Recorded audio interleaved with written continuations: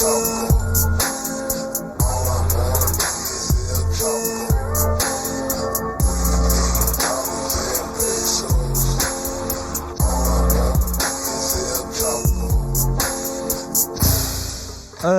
everybody. It's Monday, June 16th, and we've got some Chapo for you. On today's episode, Felix and I are joined by our good friend, Seamus Malakavzeli, who is back. And Seamus, all I got to say is it's been quite a weekend, and we knew you were the first person we wanted to have on to talk about war with Iran. So I'd just like to start with Thursday evening, right after we got done recording with Pendejo Time. I checked the headlines and I was like, well, that episode was certainly timely. Let's just start with Thursday evening. Israel launched what they're calling a preemptive strike on Iran. They targeted Tehran, a nuclear site. And Seamus, what can we say about the events of Thursday night? Like, what is your assessment of what happened on Thursday and then like the aftermath? I mean, nothing has been seen on this scale since the war with Saddam, since the war with Iraq. And even then, nothing like this happened during that war. The idea that the entire top military brass could be taken out in just one go, I don't think was anticipated by many outside observers. Even I didn't anticipate that they would go all out in that opening salvo. I mean, they took out the chief of staff of the armed forces, the deputy chief of staff, the commander-in-chief of the IRGC, multiple different nuclear scientists, and then killed more nuclear scientists yesterday in car bomb attacks that were set off at the exact same time that there was a massive barrage of airstrikes against Tehran. I think everybody knew that the Mossad had penetrated Iran greatly, even more so than any other country. But to this extent, to the extent that there were, just yesterday, that the Mossad agents had a whole 3-story building in Tehran where they were making drones that they could fire and sabotage Iranian military operations with. It's immense. It's very difficult to properly explain how devastating of a first strike this was and how uncertain things are at this current moment. Just as a follow-up to that, and I want to get to both the topic of Mossad penetration into Iran and other groups, and as well as the assassinations and the incredibly undercover car bombing story. But I was curious about this because, yeah, it was a very devastating first strike, but the conventional knowledge I saw both from like FDD types and more people who are more officially aligned with Israel or just, Israeli media sources. The conventional knowledge after that was, at least in public, that the Iranian response will be at most like the very telegraphed drone and intercepted missile strike we saw last year. Because, but by their reasoning, they said that anyone who would coordinate that response was killed. I don't really believe that was the Israeli calculation, but I mean, was there some expectation of that? Like, how much do you think they baked in the Iranian response in the following day? I think outside observers, the kinds of people you're talking about, the people who really believe everything about what Israel says about itself, I think the person you're describing is Brett McGurk, the guy who said that everyone would coordinate the Iranian response is dead. Now, obviously, that isn't the case. I mean, this is a devastating attack against the Iranian military, but they immediately appointed replacements who are very experienced. And obviously, they were able to coordinate a response very quickly. So that turned out to be true. But I don't think, like, Israeli military officers, I don't want to give them a whole lot of credit, but they do understand to a large degree what Iran's capabilities are, and Israel's leaders do as well. And if the intent, as it has been clearly shown, is to bring America into this war against Iran and make it the major force that is attacking that country, you can't do that with the kinds of Iranian responses that were received before. You have to invite a really devastating strike against the country, and something that's sustained to the point where America has to intervene, or else the suburbs of Tel Aviv are going to continue to be have destruction visited upon it every night. They did anticipate this, though, to the degree that Iran has been I don't know what the right word is, how much it's been able to successfully target certain Israeli facilities like the Haifa oil refinery, like the Ministry of Defense. I don't know if that part was as well predicted. That's my personal observation. Yeah, it's quite a notable inversion of the usual conventional wisdom about both these countries, which, if you have listened to like any Washington think tank or, Israeli lobbying arm since after 9/11, the conventional wisdom is Iran and just Shia in general, it doesn't matter what branch, they just love dying. And in fact, they'll sacrifice their people because it's their favorite thing to do.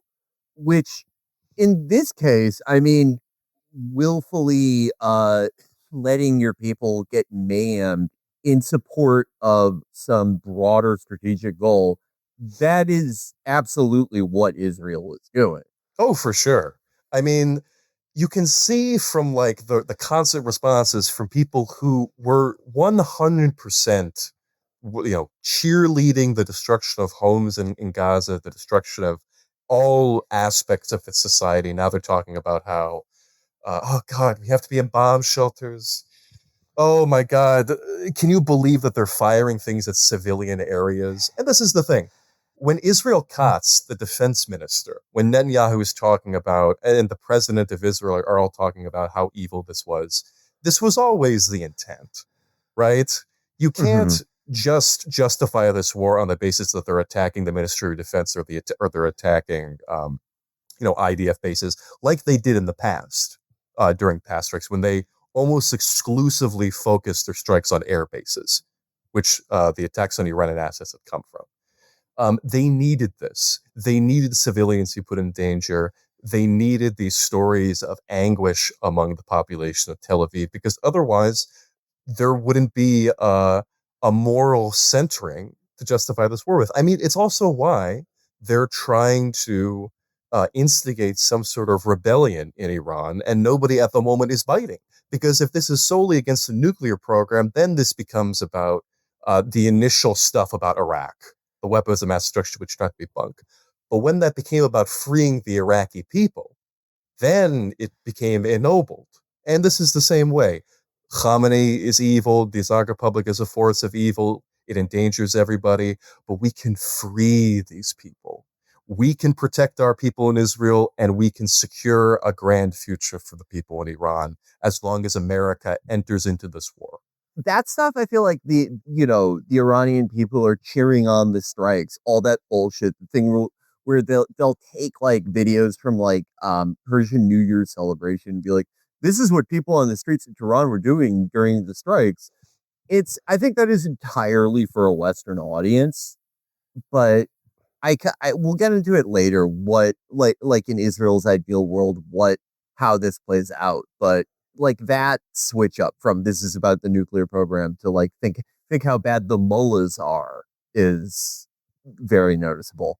Seamus, so Thursday saw like the initial like strike on Tehran and other targets, and I noticed that like the way the Western media covers this is that Israel is hitting targets in Iran, and then Iran retaliates, responds to the wave of missile attacks on their country with a wave of missile attacks on Tel Aviv and elsewhere in Israel, and that is described as Iran is attacking Israel. They're not selecting and hitting targets. They're attacking Israel. I mean, not exactly a false statement, but like it's hard to tell because of media censorship and whatnot. What do we know about the scope of Iran's retaliation to the wave of missiles that hit their country? Because we've seen several waves of Iranian missiles targeting Tel Aviv and elsewhere in Israel.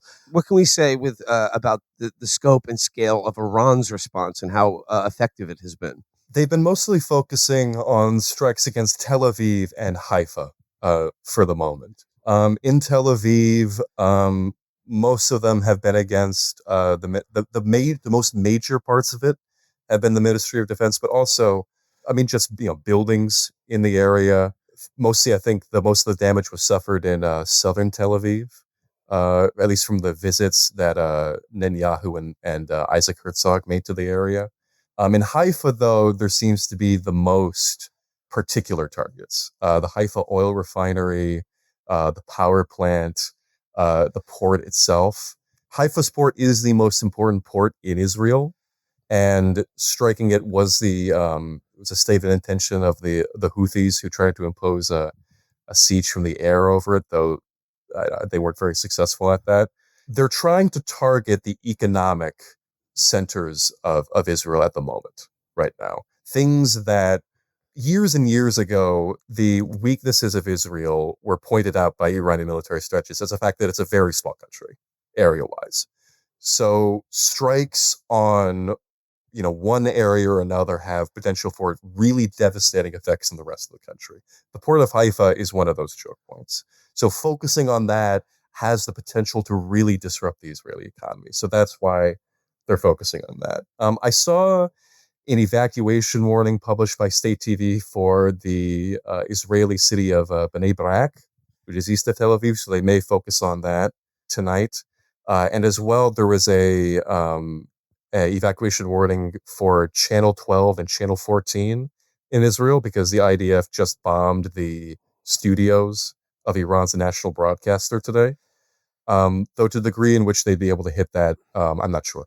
I have noticed, I mean, and you have to like kind of take everything that anyone who has open source intel in their bio with the fucking truckload of salt. But I've seen it from enough people whose opinions and analysis on this I respect, that there seems to be an Iranian emphasis on SEAID, suppression of enemy air defenses. Mhm. Basically, what people are, from as much as they can tell, Iran is using their older generations of short range ballistic missiles to hit like THAAD batteries and Iron Dome batteries, and then sending the more advanced missiles to hit actual targets.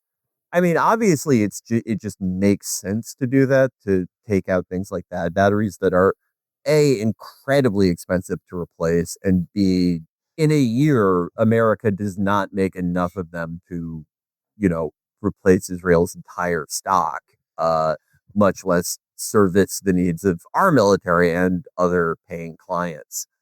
But does this suggest like a longer term strategy? Like, is the hope with Iran that they can basically keep this up, that they can, that at a certain phase they'll be done with SEAID, and that they can hopefully inflict like a maximum amount of economic damage, as you alluded to, while still sort of not making it so that there is like 9/11 type imagery that Israel could exploit, because that's sort of, if I could evince any a general strategy, it seems to be that.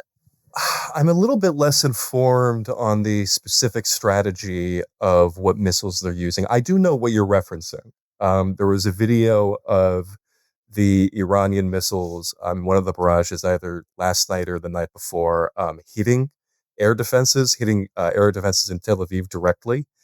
The only direct evidence I know of someone stating that the strategy is to use older missiles against those was from Professor Mohammed Marandi, who said that they were using older missiles before they used the newer missiles, and there does seem to be much more powerful missiles being used in these Yeah, barrages. I don't. I would advocate that any listener to this look up some of the videos from last night in particular. The shock waves that you can see in the clouds, the size of the explosions, the warheads are very distinct from the ones that were being used in previous assaults. The only thing that I would say makes me a bit skeptical of the idea that they're intentionally being able to hit anti-aircraft batteries is because, like buildings like the Ministry of Defense, these are large enough that a ballistic missile can be fired at them, but the intentional targeting of anti-aircraft batteries was something that was really the purview of Hezbollah when they were on the border, and they were very targeted missiles with cameras on them, um, and they could really do pinpoint strikes in that way. Ballistic missiles from that far away are a bit of a different thing, but as for the longer term strategy of what they want, I think they may be going toward something more sustainable, something maybe lower intensity, to where they can try to do consistently trigger alarms, force Israeli surveillance systems into states of alert while not needing to do hundreds of missiles at a time. They're already getting smaller with each barrage. A thing similar to what you're talking about is the fact that Iran keeps firing uh, small amounts of drones at Israel that just keep moving around the country, forcing helicopters to go track them. They and just keep doing that for like hour after hour, day after day, even if it's not accompanied by missiles. That's an example of that sort of strategy. But as in terms of a longer term one, I'm not sure. I don't speak about anything with that kind of certainty. Yeah, I mean, I think we talked in private about the nature of making predictions, as you were saying, and I don't want to corner you into that, but yeah, it's Sure. that is sort of the central question, though, right? Like, how, to what extent can Iran, how long can they make them pay, basically? If it's going to continue to be this, if it's going to continue to be like short range ballistics fired at each other. I will say this, and Iran's ballistic missile arsenal is thousands strong. This is something that's agreed upon by both the statements of the Iranian military, but also the IDF. That is an independent assessment. But this kind of large scale barrage that we've been seeing, they can't keep it up. And the issue then comes to, okay, if they do a low intensity thing, the IDF can run out of interceptor missiles. It can have supply chain issues with getting new air defenses, getting more weapons.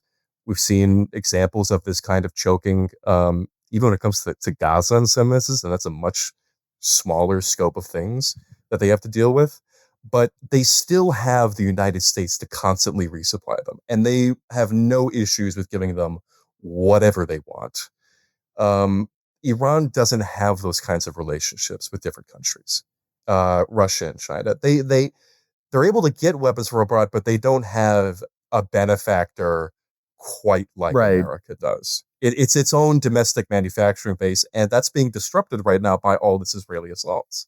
Right. I've seen people kind of wish casting about China replenishing them in that way. But if America, like China, if America in kind, one third of Iran's trade was with America, I don't think we would, yeah, I don't think they would, replenish Israel in kind. And that is unfortunately the case with China. It makes you really miss the USSR. Seamus, to the question of Israel's benefactor, um, obviously, some sort of all-out war with Iran is something that Israel has been planning for and hoping for decades. But a key component of that is that they want America to lead it. They want America to get involved. And what do you make of the reaction of the Trump administration? Because it's this very weird thing where like they have this like this sense that like we weren't consulted but we were. Like what do you make of this sort of the this weird contradiction in the Trump administration's reaction to Israel's preemptive strike on Iran? I have to be honest, I haven't been able to quite quantify like the exact ways that Trump is thinking about this. I mean, it does go back to the fact that Trump fundamentally is mentally declining. Like we shouldn't ignore this. He is not doing as well as he was in his first term, and which already he was not doing as well as he was in most of his adult life. Um, I think to some degree he was aware of the deception that was being offered up by the Israelis. He was a willing participant in that. I don't think he would have spoken in the way that he did about the attacks against Iran if he was not aware of that. But also, I just think he acquiesced to this, even if he personally had objections to being a war with Iran president. I mean, he did head off the prospect of another war back in January after Iran retaliated for Soleimani, who he ordered assassinated. He has that impulse within his head that's been demonstrated publicly. But there's all this pressure on him from Israel, from likely other people in his administration who he has staffed, these Iran hawks. I just think there were Netanyahu convinced him of the ability of Israel to do this, I'm sure, with the understanding that America probably wouldn't have had to get involved. And now that the conversation is quickly going towards, no, America, you have to get involved, Trump has so little ability to remember things or to really put up much of a fight against suggestibility that this is what it's going toward, that there is going to be military movement in that way. Probably the best example of Trump's dotage on this issue comes courtesy of Sohrab Amari, who posted this over the weekend. He says, I spent an afternoon and early evening calling sources in and near the administration and also people on the other side, Dems, and their own sources on the inside. They all rejected the notion that this was some genius coordinated dance between Trump and Israel. All I had heard that Trump was agitated all around, and in a call with Bibi told him not to, but also maybe you can. One source described it as a green light and a one source. Are we ever gonna have a non-Brandon president? Yeah, I feel like that.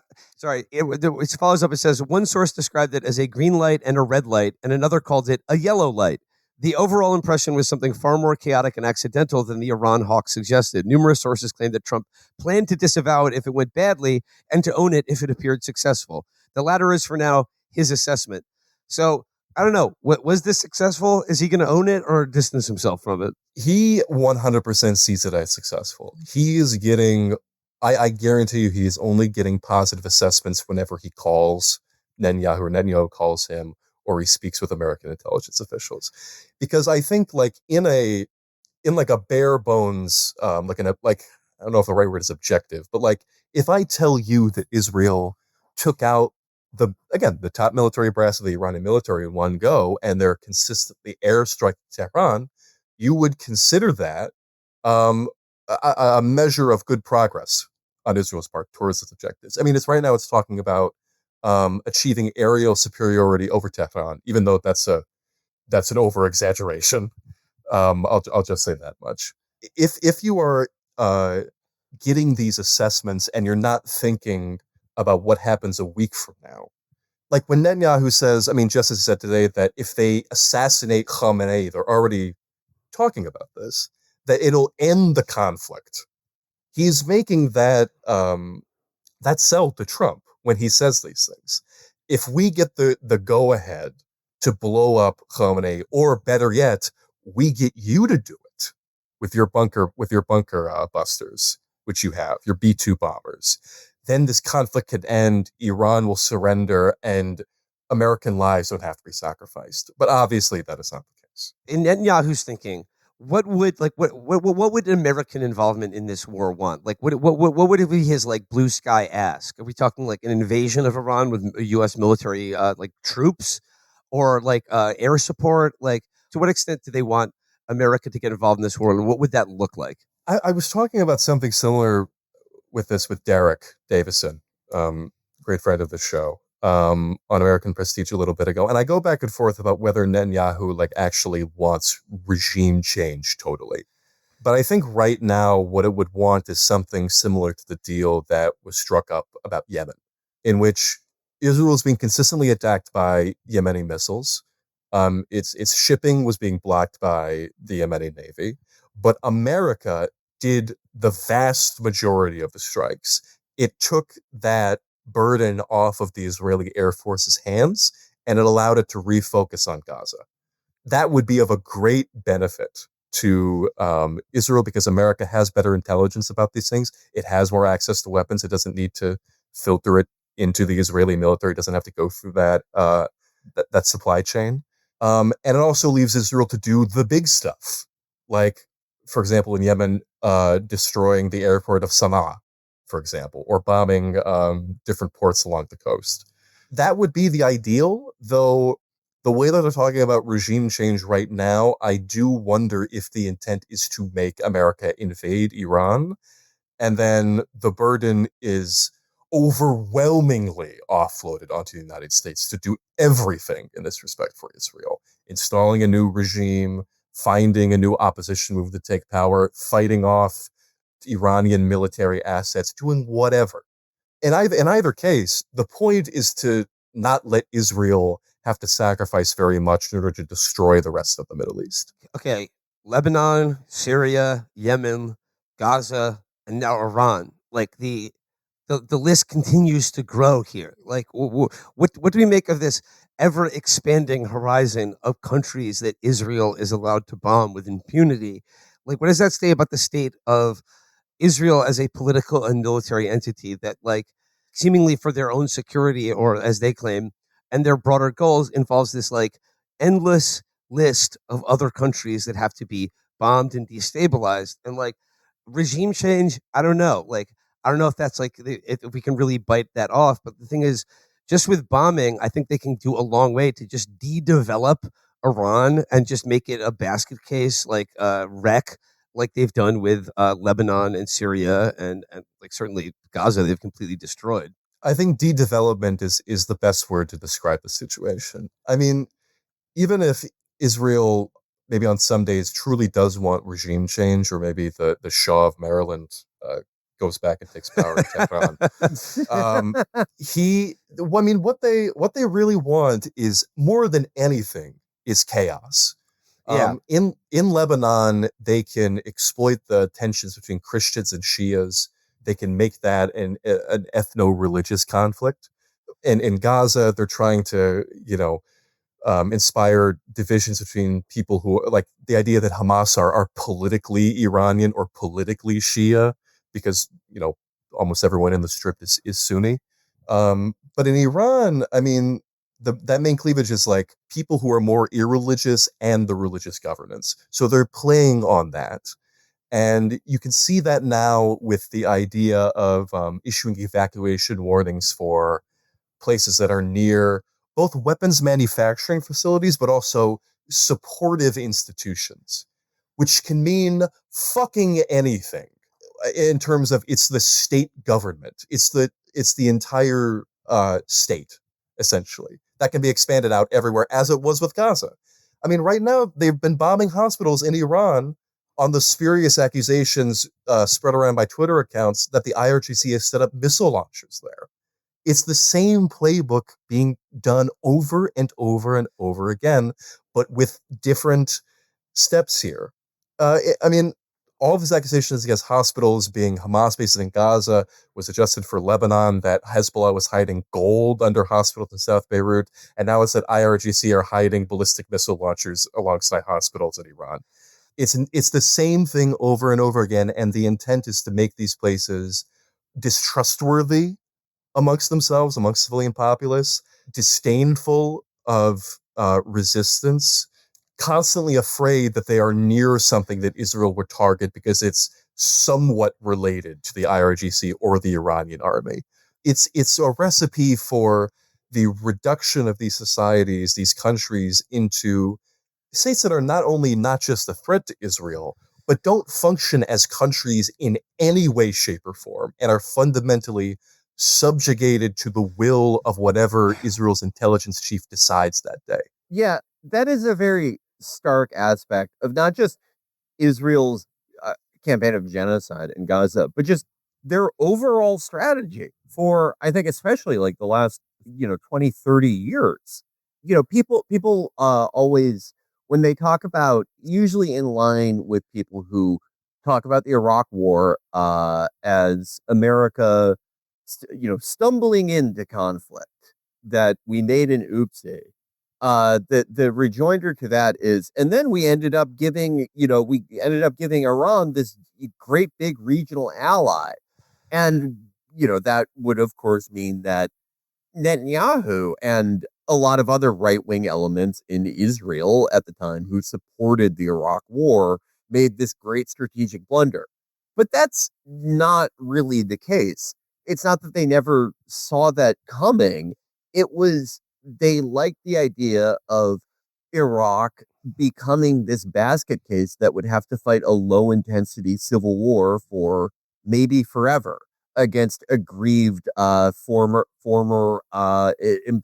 Sunnis.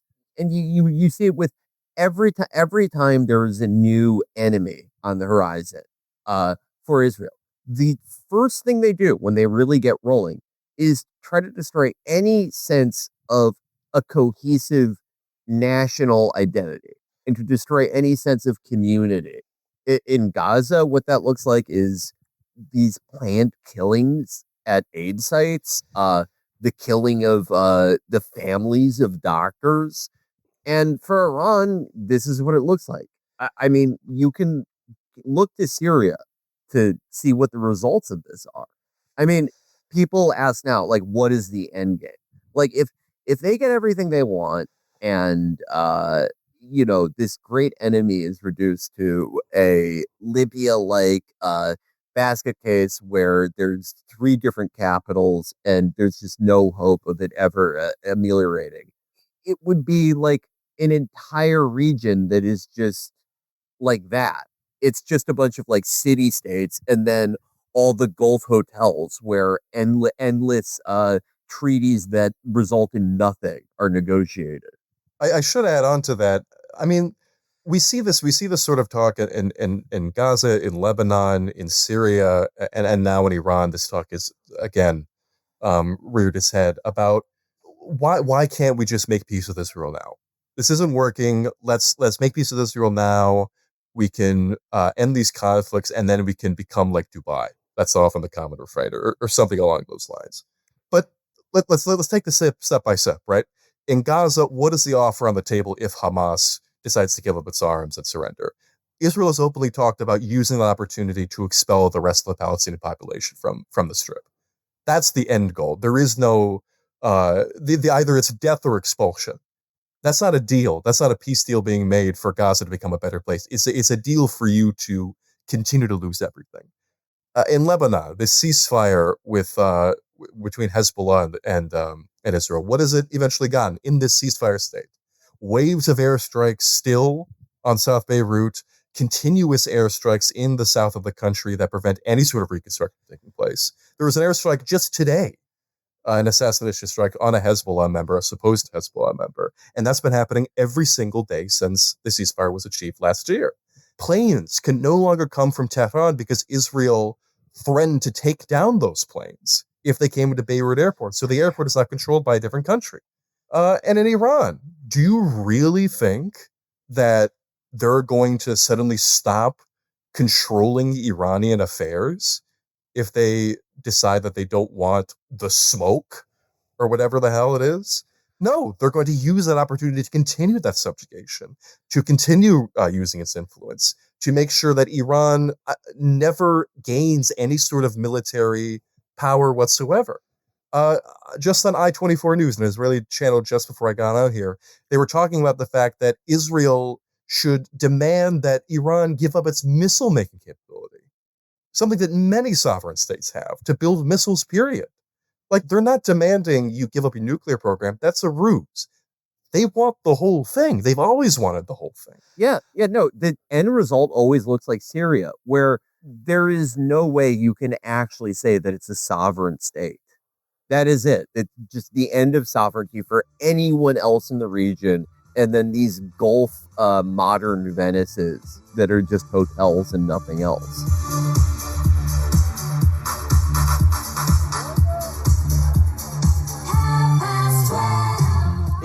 Felix, you brought it up a second ago, but I do want to mention that this new front in this war has opened up at like the exact same time that Israel has like basically blacked out all communications coming out of the Gaza Strip, and they have day after day massacred people at these quote unquote humanitarian aid sites that are just firing squads, 20, 30, 100 people day after day.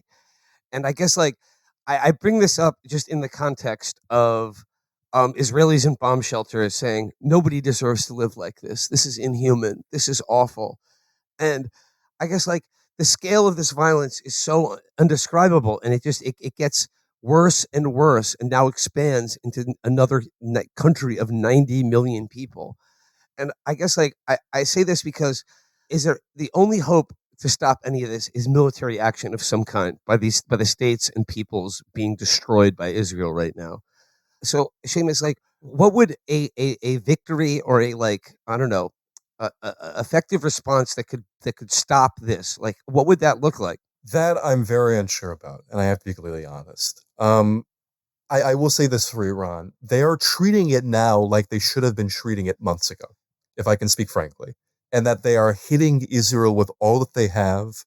They are, whenever Israel hits something of a certain sector in Iran, they hit Israel in that sector, but they're still in that reactive position that they were before. Right. The only thing I can really say with some degree of certainty, not with complete certainty, is that there was, I think, a path to stopping Israel last year.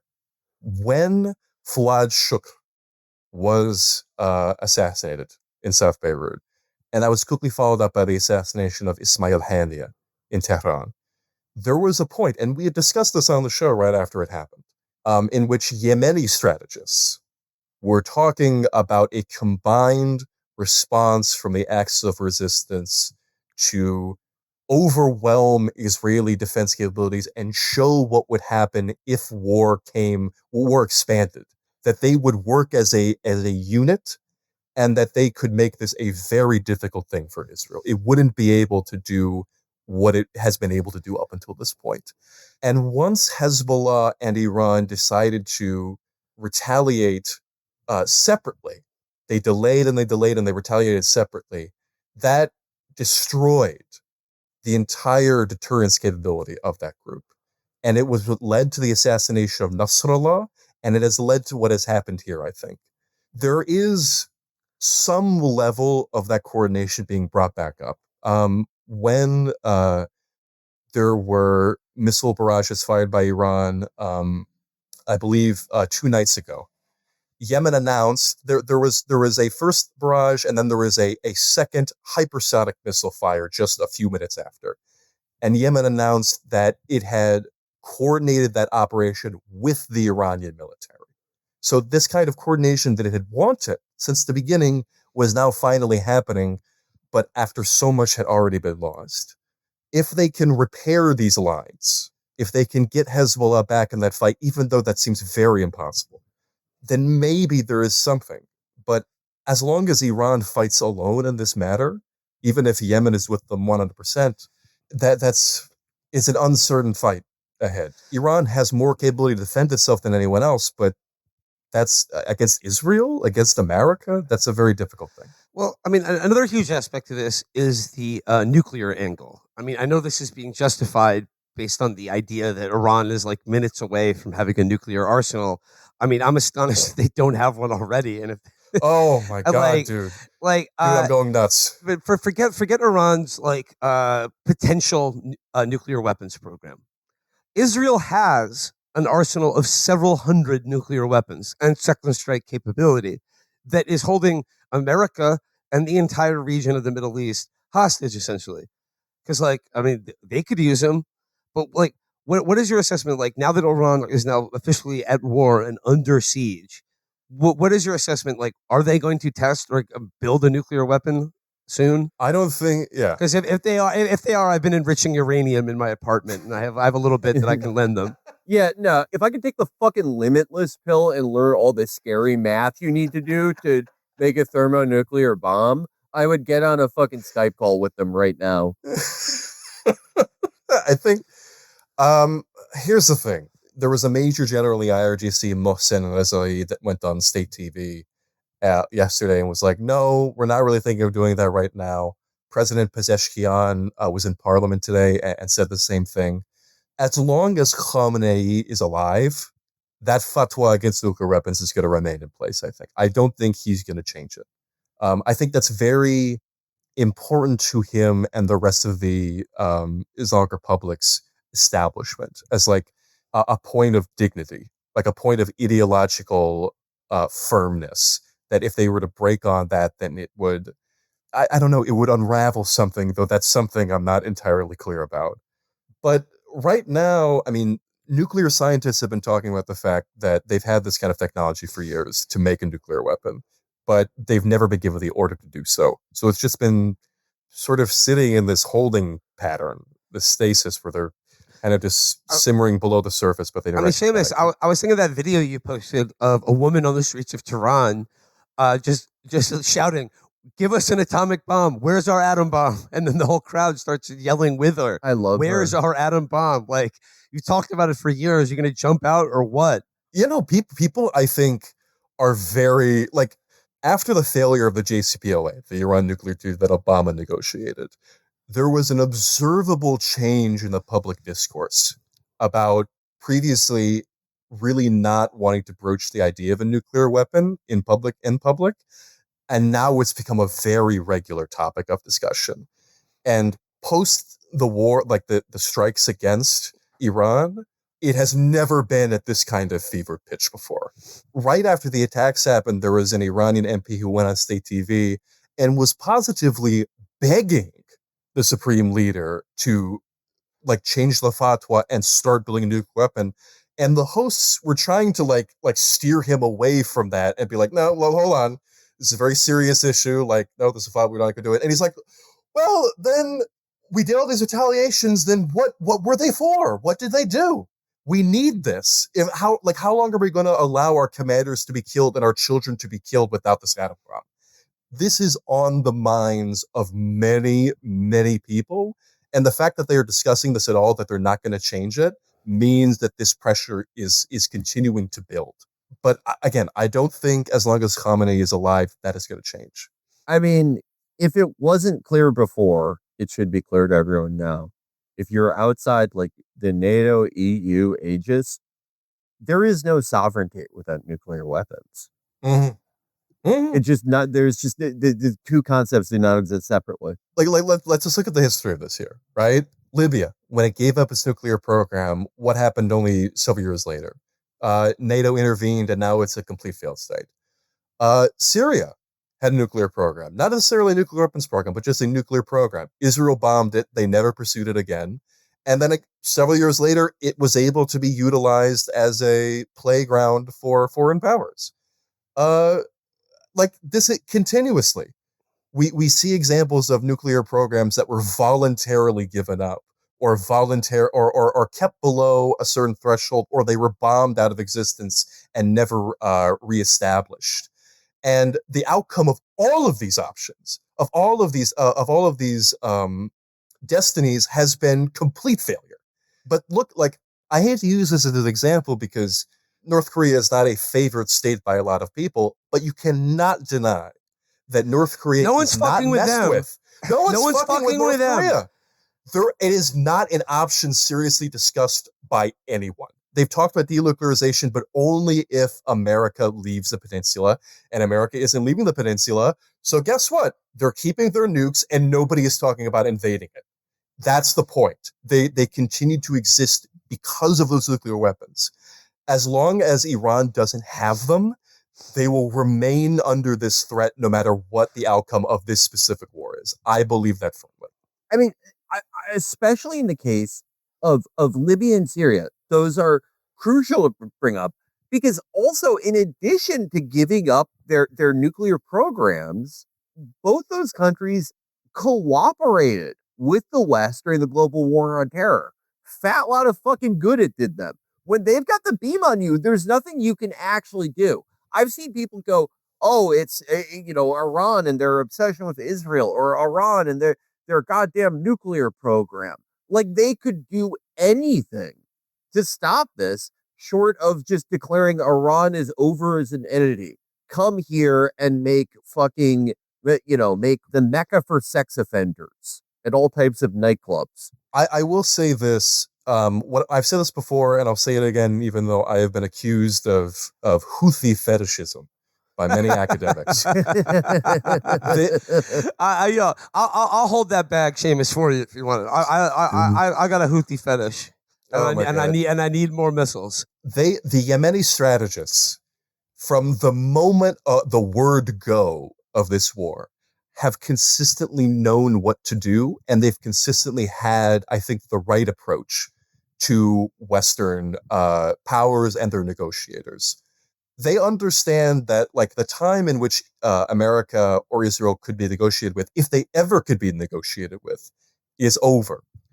They're I mean, essentially negotiations, they were at the table on Sunday, you know? yeah. No, Like, this is like, it's not real. and now they're being asked to come back to the table. The table's been blown up. What are you talking about?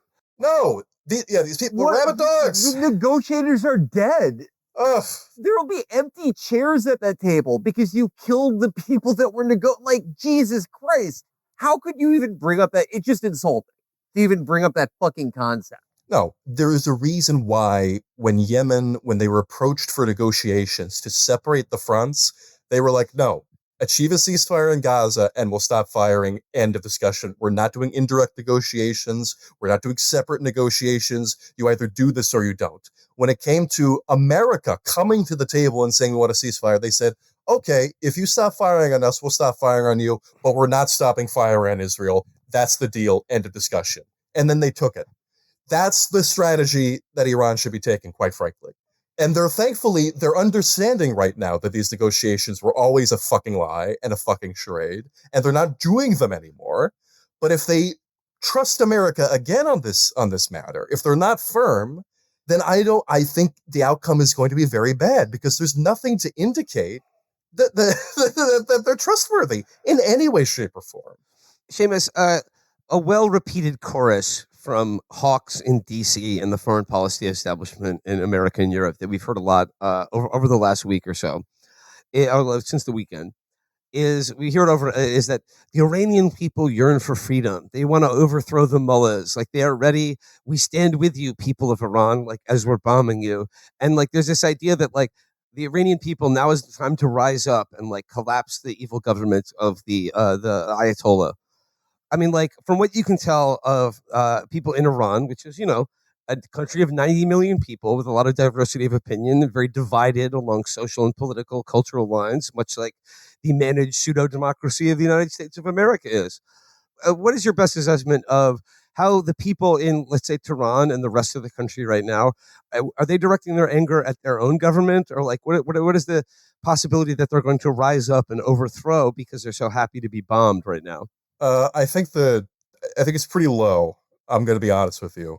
I've seen statements from like Israeli journalists saying they've received like messages stating that they're very in favor of it. Or there was that Washington Post article where they said that Felix was referencing about how people at Eid al-Ghadir, they were secretly celebrating the Israeli attacks against their country. But I have not seen, there have been no protests. There have been no real expressions of support for Israel so far. The primary support for Israel that I've seen is from Iranians abroad, people who are already within the Iranian opposition axis, like Reza Pahlavi or Masih Alinejad, people who are like on the State Department's either prioritized list or people who are literally on the State Department's payroll. This is not a popular movement. It was never a popular movement. There are certainly people inside Iran who are supportive of Israel and hate Palestinians, but to the degree that they are a large section of the country, that has never been proven by any poll. And even if the Islamic Republic, even if Islamic governance is not as popular as it was at the beginning of the Islamic Republic, that doesn't mean that you're automatically in favor of a mass Dahiya doctrine assault on your capital city. That's something that people are not going to support in large numbers. Well, the thing you have to consider here is that Persia is an ancient and proud people, and because of that, they don't like it when their cities are bombed by foreign countries. America's only a couple hundred years old, so I'd be okay with it personally. Oh God, yeah. The Israeli journalist who I've seen this too. Just people saying my phone is blowing up with messages from Iranians celebrating. Anytime anyone tells you they're getting a bunch of supportive text messages for anything, you are talking to an insane person. Like, I'm used to seeing this move when someone like posts like something insane on Twitter. So it's always someone who posts something like, I think we could solve the incel problem if we let them fuck dogs. And then everyone is like, what the fuck are you talking about? Are you insane? Like, stop saying this. And they go, I'm actually getting a lot of text messages from dog owners and incels who say this is awesome. Actually, dogs are texting me. They never show, and even if they did, who gives a fuck? It is the second someone tells you they're receiving tons of supportive messages, stop listening to them. Felix, you can say that, but my phone has been blowing up with lots of text messages and phone calls from all my friends in Israel, and they're all saying, "Please liberate us from the Netanyahu government. We stand with the Islamic Republic." I'm just kidding, folks. I don't have any friends in Israel. All my Israeli friends are saying we want to be free from the grip of the Council of Rabbis. I guess to turn to maybe the lighter side, or perhaps a more humorous angle to our impending apocalypse here. Just from the domestic side of politics in this country, this is a question, not really a rhetorical question, I've been sort of tossing around in my head this weekend. Where does this all leave the America First movement in this country? Because as best I can compare it to, MAGA America First is like the abundance movement for Republicans, in so much as that they know all the things that they're planning to do and have always wanted to do are deeply unpopular, but they're like, how can we rebrand this so that when we do the thing we always wanted to do, it seems like it's something different? I mean, Hassan Nasrallah had a really clear-eyed assessment of the situation last year when he talked about the fact that Israel controlling America was something of conspiracy theory, more of an excuse to do nothing. That America controls Israel, that Biden has the ability to control whatever Israel does. And to a certain extent, that's true. If Trump said tomorrow that Israel needs to stop doing this, I think Israel would have to acquiesce to that request. But the issue is that Trump is never going to do that in the near future, because it's kind of this process of, I don't know if the right term is, I think it's a self-orientalization, right? It's the kind of thing that happened with Italian cuisine and tomatoes, right? Italian cuisine. It didn't, right? Italian cuisine, really, really sucky cuisine back in the medieval era. But once they found tomatoes in the New World, that got brought back to them, and it became a central part of their identity. It's the same thing to a certain extent with Israel, in that America exists without this country, but now that it's created this bulwark of Western civilization out there, now it's become this kind of central part of America's identity. It can't operate without the other.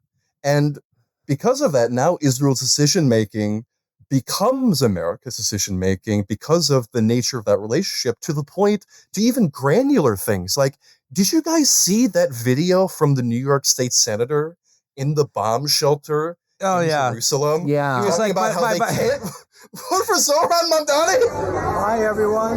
This is Sam Sutton sending you a video from the basement of the Imbal Hotel. This is the second time today we've had to come to a shelter, and there'll probably be one in the middle of the night like there has been for the last 3 nights. Please, I'm begging you, make sure to vote in the primary this week. Voting started today, Sunday, and early voting will go through next Sunday. Do not make a mistake and forget to vote. And more importantly, make sure Governor Cuomo, who has been a great friend of the Jewish people, will be our next mayor, and not a person that doesn't believe the Jewish state has a right to exist.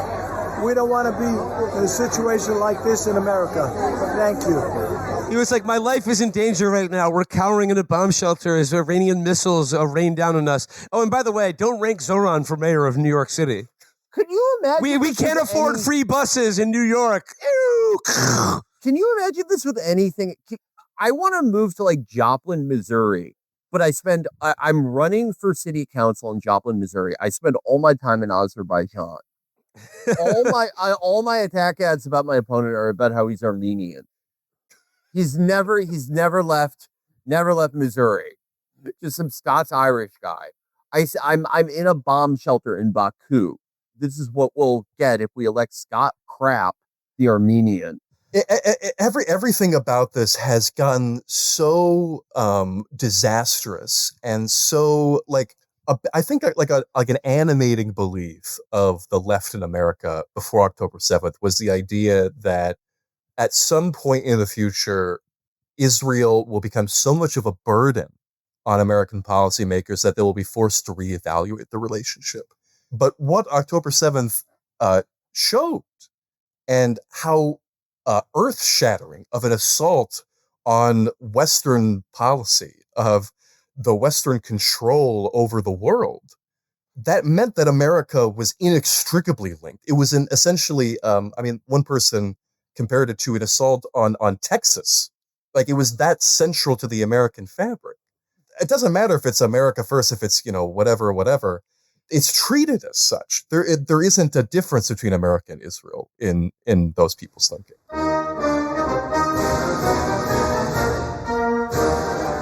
One more thing in light of America First, Make America Great Again.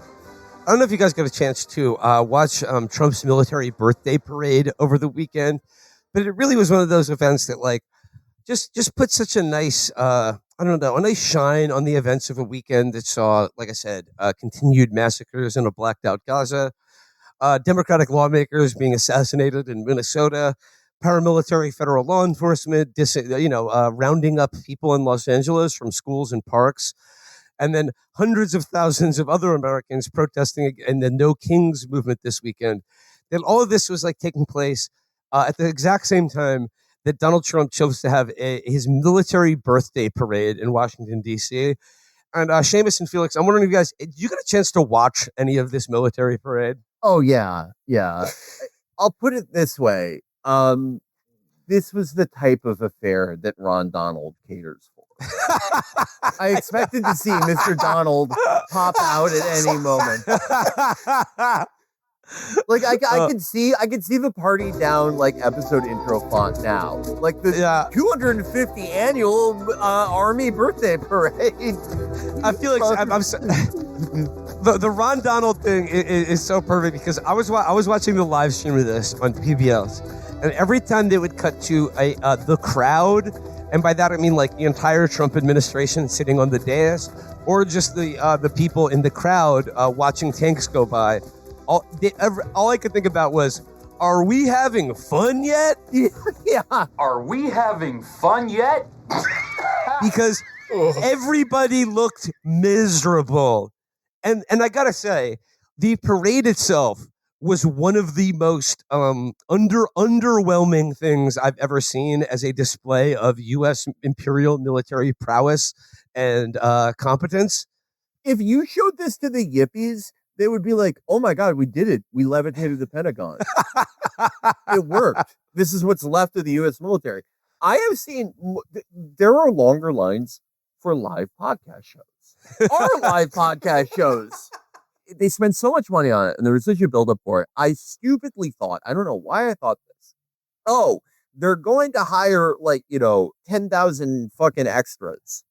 Or they're going to find everyone who is ever in a Chris Brown music video, because they'll at least have the coordination to march. Felix, they weren't even marching. Yeah. I couldn't believe it. How much of this, the rhetoric around this was based upon the idea that we were going to see a Soviet-style military parade that was going to a Nazi goose-stepping atrocity. Clockwork precision, tens of thousands of soldiers marching in precision timing, with huge steps, saluting dear leader. This was groups of 10 or 15 guys. I would say not so much a march as a coordinated mosey and a wave past our dear leader Trump. A fucking Marine died training for this.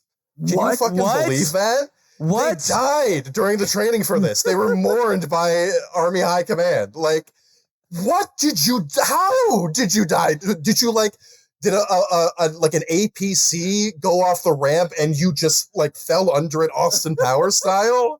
How did this happen to? This is the fucking army that's going to invade Iran? Like, what are you talking about? Like, had he not like walked anywhere in 12 years? It's crazy. I was watching, like I said, I was watching the live stream on PBS on my computer, and I kept taking screenshots, and each one was funnier than the next. And probably like Dana White looking like he just shit his pants, Marco Rubio yawning, Steve Witkoff looking at his phone, just like Oh. the dour, miserable faces of people in the crowd. Like nobody could summon any enthusiasm for this bullshit. It was to use Trump's language, it was a disgrace. Yeah, It was a it was- disgrace. There were like you remember in 2018 when like you would see things on Twitter that were like, yo, everyone, school walkout to memorialize Extentacion. Like all of those were like better organized and had better formations than this. I will say this. I posted about this when the parade was happening, and I rewatched the parade in full, almost in full later on. There was a military parade in Pyongyang about 2 years ago, similarly for another anniversary of the army. And you see the coordination they have, the lighting, the camera angles, the national anthem being said, and all the soldiers know the words, and the singer is hitting these high notes, the editing, the fireworks. It's like, that's how it should be done. That was the thing from like that, like the remnants of the Lincoln Project. But look, they said, "Oh, the scenes you're seeing aren't from North Korea," and it's like, yeah, clearly, Yeah, no shit. I wish. I wish. Yeah, they would actually be marching right. Oh, we're gonna get smoked, man. Possibly like the most like crystal clear Paul Verhoeven moment in watching this was when they like the announcer broke away to say, as a sort of a gaggle of like a dozen guys just sort of walked by in uniform. They were like, "We'd now like to take this opportunity to thank our sponsors at Coinbase." So like this is like the 250th anniversary of the U.S. Army was sponsored by Coinbase and UFC. Oh my god! Oh, wasn't Dana White in the audience? Yeah, no, Dana White was on the dais. He was just sitting there Oh looking. God! Dana, Look, he was like, I've seen people more entertained by like their kids' like music recital than him sitting there. Oh God! We need like this is the thing about there's no fascist movement in waiting. It's just this pathetic individualism. Oh God! Yeah. I remember we talked about it a few years ago. How like the rank and file like backbone of these early fascist movements in Europe. They were like these hardened World War I veterans who literally saw the world that they knew destroyed in front of them, and came back dead-eyed and just ready to kill, not like just throwing their bodies, everything into it because they did not care. Conversely, we have veterans of the Great Army Birthday Bash and Operation Amazon Prime. After I saw that plane fall off the deck, I knew I didn't even care about my life anymore. I didn't give a fuck. This is the one thing I will finish with this.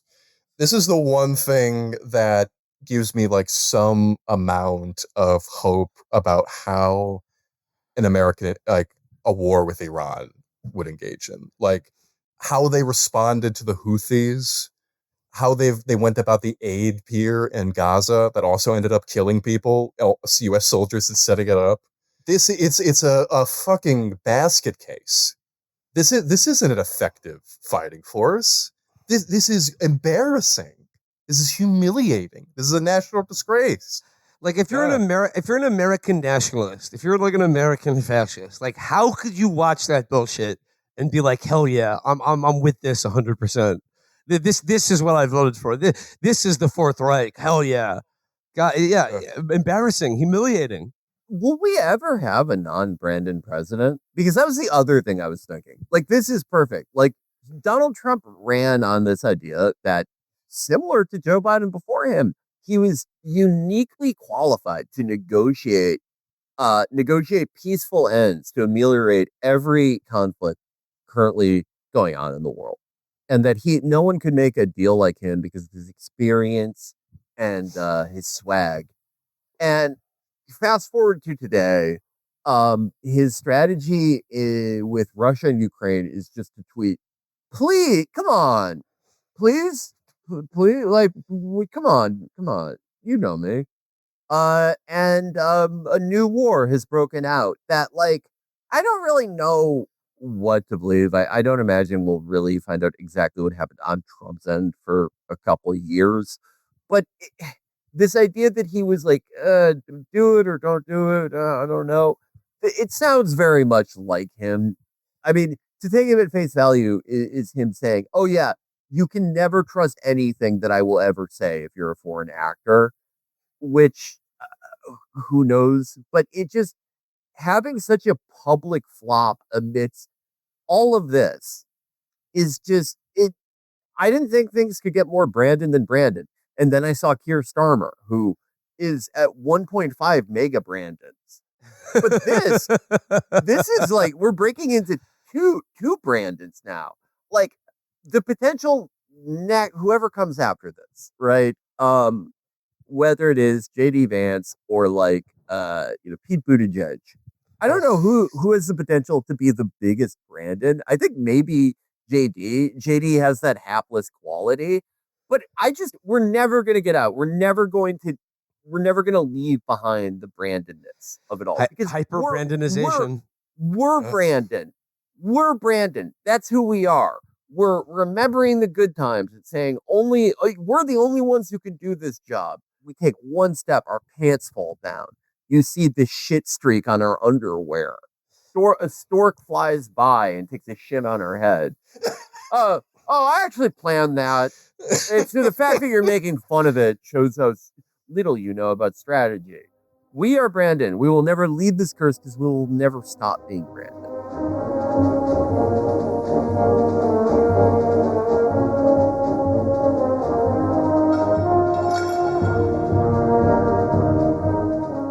Seamus, the last thing I want to ask you before we sign off for today, is it true that Netanyahu and his cabinet are in Greece right now in like a bunker? I hate to be a wet blanket. I really do. I really like the idea that he was in fucking Greece. But I think his Wings of Zion plane, which is the equivalent of Air Force One, got sent there for protection. Which is what they've done a couple other times during Iranian attacks. He was in Israel to oversee the rescue efforts after the Iranian attack. So unfortunately, he was not in Greece. I have to be the bearer of bad news. That's what I need to confirm. I regret my previous reports that I had gotten from my sources that Netanyahu had gotten a UTI getting fucked by a British tourist in Mykonos. That was wrong. We retract that report. People were taking down the article. There are things that my journalistic ethics cannot allow me to laugh at, but I'm not a strong man. All right. Well, before we degrade their journalistic ethics any further, let's wrap it up there for today's show.